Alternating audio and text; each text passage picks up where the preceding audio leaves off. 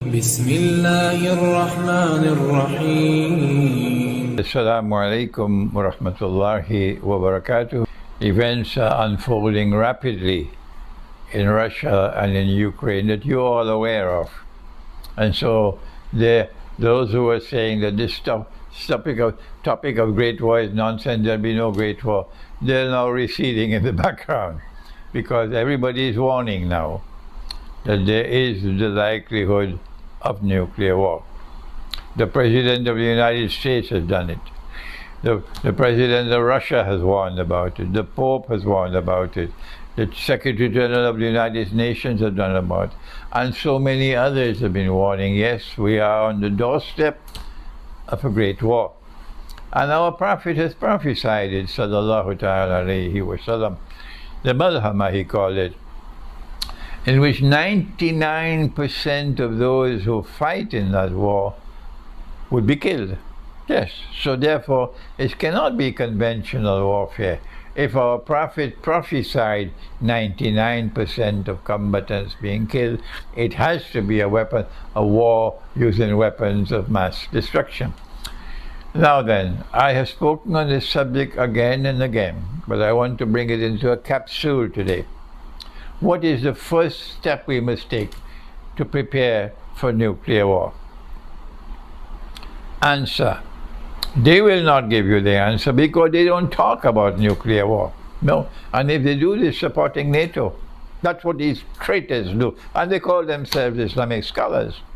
I am denouncing them so that you will know who they are.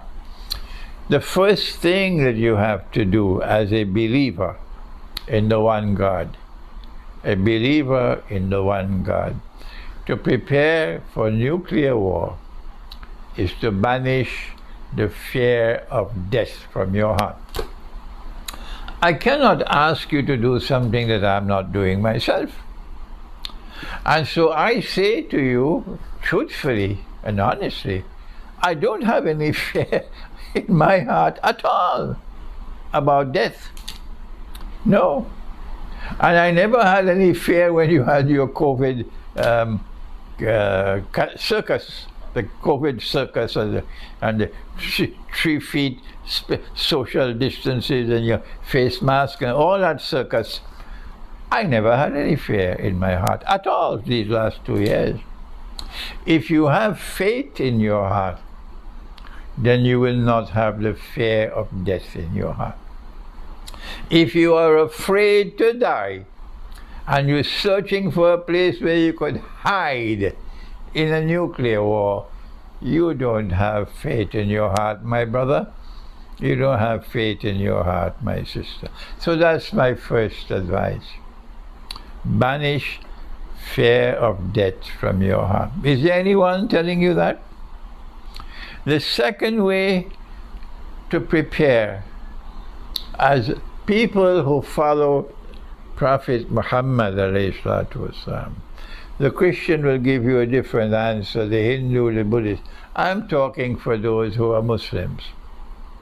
The second step in preparation for the Great War is to seek protection from the Qur'an. Allah says in the Qur'an, in Surah Al-Isra, بعد أعوذ بالله من الشيطان الرجيم. I wish I had a screen so I could put the verse on the screen, the Arabic. I don't translate the Quran, but I'll give you the explanation. بعد أعوذ بالله من الشيطان الرجيم وإذا قرأت القرآن. And when you recite the Quran, meaning as Allah recited it, not the way the Darul Ulum asked you to recite it, no, the way Allah recited it. وَإِذَا قَرَأْتَ الْقُرْآنَ. When you recite the Qur'an as Allah recited it, and as He ordered our Nabi sallallahu ta'ala alayhi wa sallam to recite it, He says, وَإِذَا قَرَأْنَاهُ فَاتَّبِعْ قُرْآنَهُ. And when I have recited the Qur'an, O Muhammad sallallahu ta'ala alayhi wa, you must also follow that way of recitation. Surah Al-Kahf. So the second step is to recite the Qur'an the way Allah recited. وَإِذَا قَرَأْتَ الْقُرْآنَ. جعلنا بينك وبين الذين لا يؤمنون بالآخرة حجابا مستورا. This world which is waging war on Russia, this Western world, is a godless world. It's a godless world. They don't believe in the hereafter. And Allah said, if you recite the Qur'an, we will protect you, be put between you and that godless world who does not believe in the hereafter. We will place a hijab which will cover you. What more do you want? When will you start reciting the Qur'an? How many years now I've been asking you to recite the Qur'an? MashaAllah. I get so many emails from different parts of the world. Sheikh, I am reciting the Qur'an the way you taught us in your book, The Qur'an and the Moon. And I complete the whole Qur'an every month with the correct ajza. And Sheikh, it has changed my life.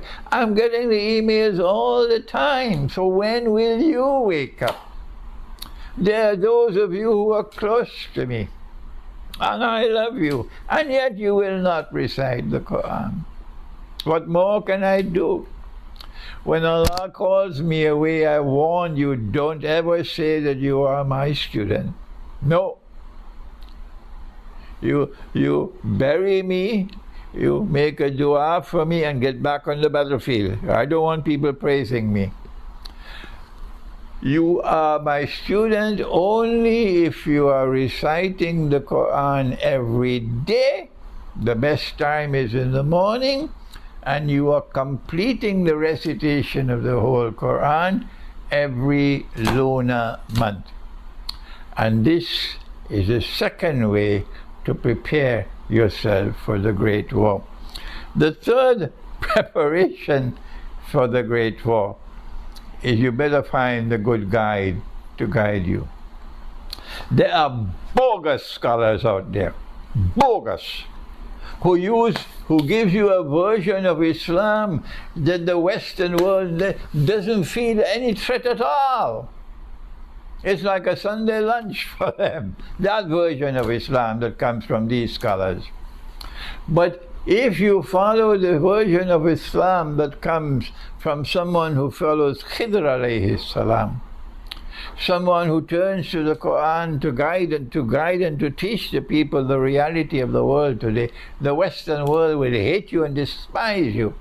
So look for a scholar of integrity. Look for a scholar who can throw light on the world today. Look for a scholar who can tell you the Great War is coming. Look for a scholar who can help you to prepare for that Great War. Don't look for these fellows who are like marshmallows who sing for their supper and they close the doors of their masjid on me. The fourth one, preparation for the Great War, is you must stock up on blankets, on warm clothing, on food which is non-perishable like canned food, stock up on water, stock up on firewood. I am stocking up on firewood. Stock up on lighters to light a fire. I have spoken a lot about this. And you will be able to get more security in the remote countryside than in the city where there will be anarchy when there is no electricity, there is no running water, there is no supply of food. People will be fighting each other dog eat dog in the cities and breaking down your home, your doors of your home if they suspect you have food. So get out of the cities, please, and go to the remote countryside, as I am myself doing. That's why I'm building that small home. It's just 100 yards away from the beach, the remote countryside of Trinidad, and I can get fish to eat. Now then, the last thing I want to say is to direct attention. If no nuclear war takes place, who are those who are most vulnerable? And the answer, it's women and children who have no husband, no father, no man around them to protect them. So in the same way that I've always advised, when we have a large gathering, if any event takes place that causes panic, every single man who is present must now become the protector of every woman who is present. No man must seek to escape. No. If we have to die, we die. But we must protect our women and children who are present. That is the way of Islam.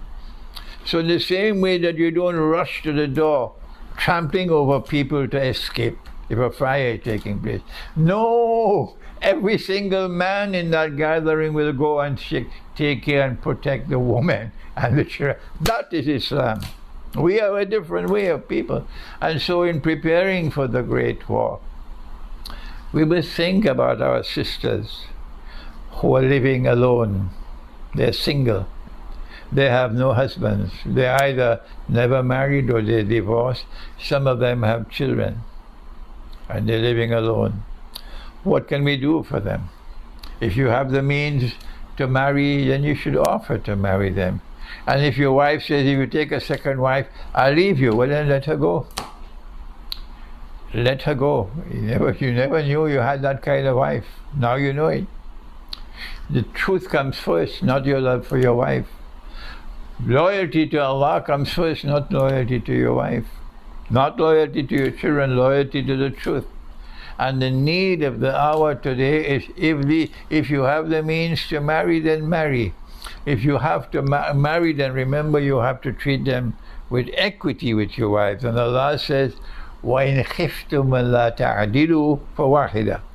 If you fear that you cannot marry them and treat them equally with your wives, economically equally, then stay with one wife. أَوْ مَا مَلَكَتْ أَيْمَانِكُمْ. And then you can take them if they offer themselves as milk al-yamin.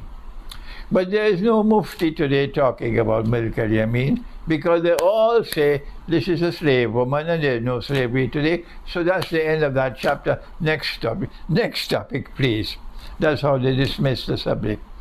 But if you have a milk al-yamin and you're taking care of her and you're providing food and clothing and shelter and protection for her, mashallah, what a thing. A house for you in Jannah. But if you have sexual relations with her, then you run the risk that they will say you're committing zina. So I have suggested, if you fear that, then you must make a nikah with her. Then what else can we do for our sisters? This is the most important part here. If you can bring a number of such women together, and those who have children, and put them in a big house or in a complex where they can live together and support each other, and they might be able to even meet some means of livelihood. But you are doing it. You are providing for them if you have the means. The wives of the Prophet ﷺ lived in huts. They were comfortable living in huts. So if you can do that, and you bring a number of women, they're not your wives, they're not your milk al-yamin, but you are bringing them together and providing them with the security of living together rather than living alone, and ensuring they have a place to sleep, ensuring they have food to eat, and most of all, they are protected. This is the last thing I want to speak about, that these women also, in the chaos which has followed the Great War, remember what happened in Syria, the amount of zina taking place, the slavery, enslavement of women in Syria, and they call that Salafi Islam. So these women will be even more vulnerable to sexual attacks when the Great War takes place. And remember what happens when you commit zina. I have said it many times.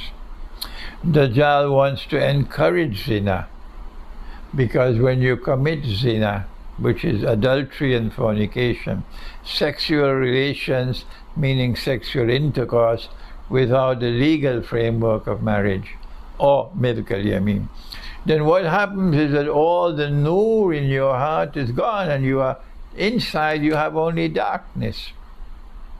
And when you have only darkness inside, you can't understand Dajjal.